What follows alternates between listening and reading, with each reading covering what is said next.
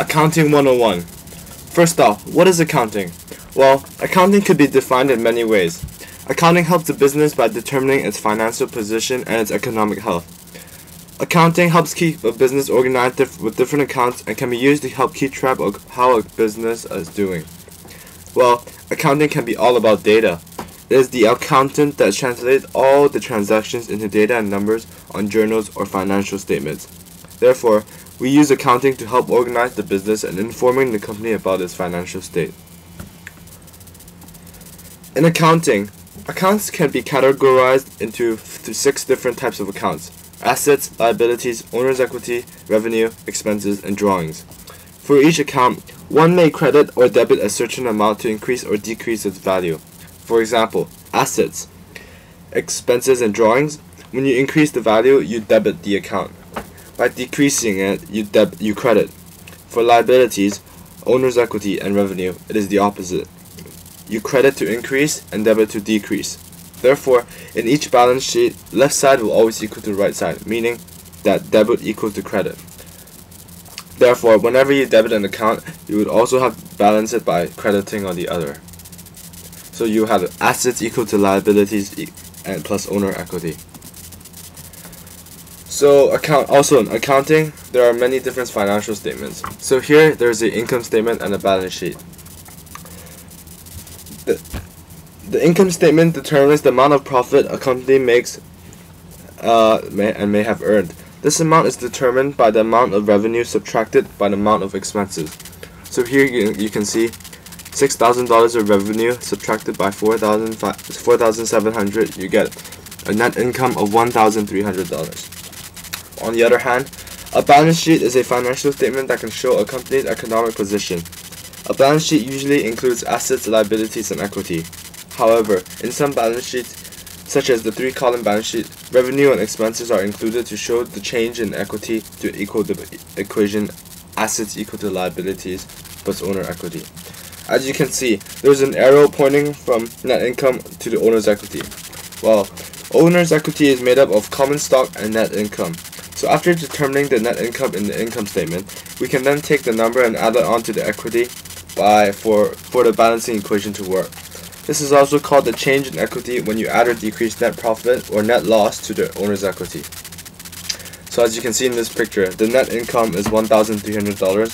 Therefore, you add this number to the owner's equity here to balance out the equation. Assets. So liabilities and expenses. They are usually similar, but on paper, they are 2 separate things. Liabilities is what a company owes or be in debt to, such as bank loans and accounts payable accounts. These accounts are usually paid off within a period of time.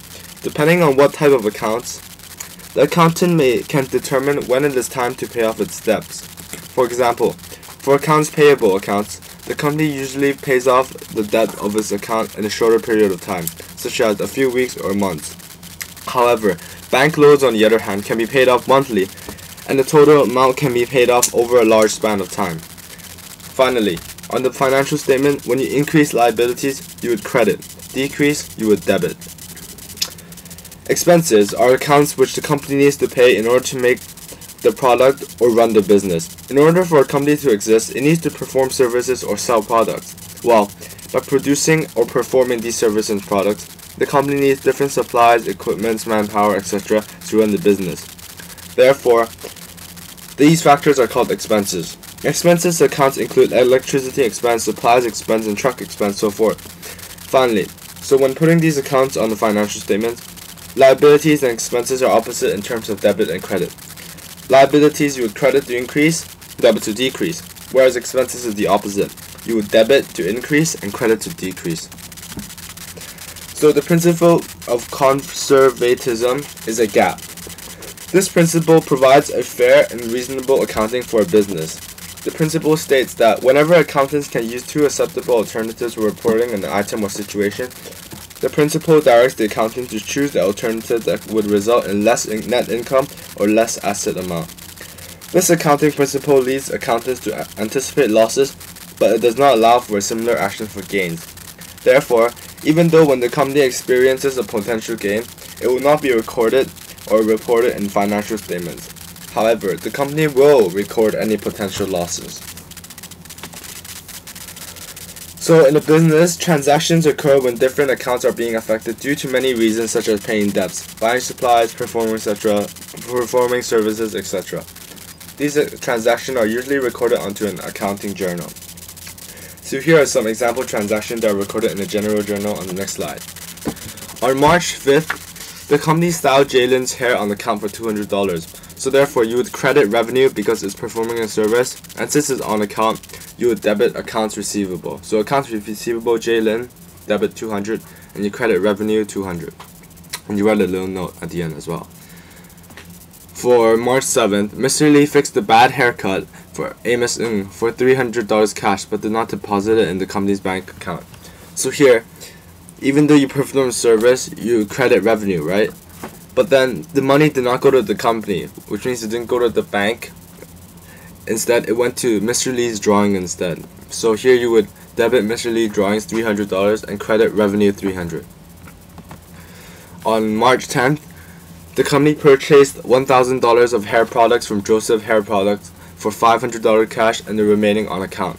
So here you would debit supplies, because hair products, $1,000, and since the company paid off $500 of bank, so you credit bank $500, the rest was on account, you would have to credit accounts payable, Joseph Hair Products, $500. Last one, the company collected M. Pang $400 cash for payment on account. So in order for Michelle Pang to pay off her debts, she has to pay the company $400 cash straight to the company, which means that you would debit bank $400 and you credit accounts receivable Michelle Pang $400. So here we have another general journal, and we need to interpret a transaction for each one to make sense. So April 4th, wages expense debit 1,000, bank 1,000. So when you see wages expense, you could say that the company paid off wages for $1,000, therefore credit bank 1,000. So here you could say the company paid monthly wages of $1,000 to employees. So for here, bank debit 4,000, bank loan credit 4,000. You could say that the company borrowed money from the bank, so company borrowed $4,000 cash from bank. Third one, the company debited $3,000 for automobile and credited bank $3,000. So here you could say that the company purchased the company automobile for $3,000 cash. It would make sense for this transaction. So lastly, accounts receivable debit 200, debit bank 300, and service revenue 500. So when you see service revenue, you can already know that it's performing a service, and you can see that this customer paid $300 cash and then account $200 account. So you could say that performed a service for $300 cash and $200 on account. So here's the general journal with several errors in it. So a general journal usually should have a title and a page number. Also, in the first transaction, automobile and bank should be flipped, as you would always debit and then credit. So therefore, bank should be on top and automobile should not be on the bottom. For the second transaction, if Mr. Lee withdrew cash from the business, usually you would debit drawings, not credit drawings. So therefore, and also you would have to credit bank, not debit bank. So then these would be swapped, as bank should be credited instead of debit, and Mr. Lee's drawing should be debited. So these are the errors. So how do I fix this?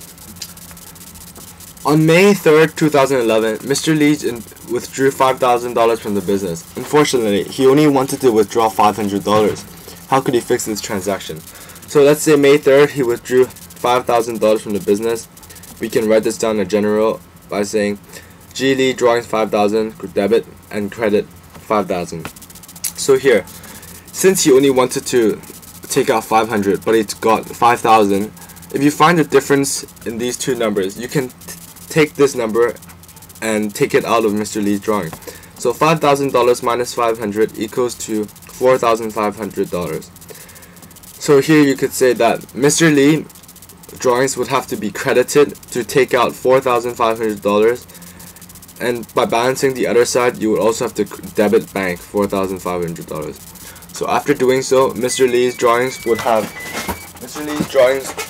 $500 and the bank would be credited $500 in total. So what is this? This is a trial balance.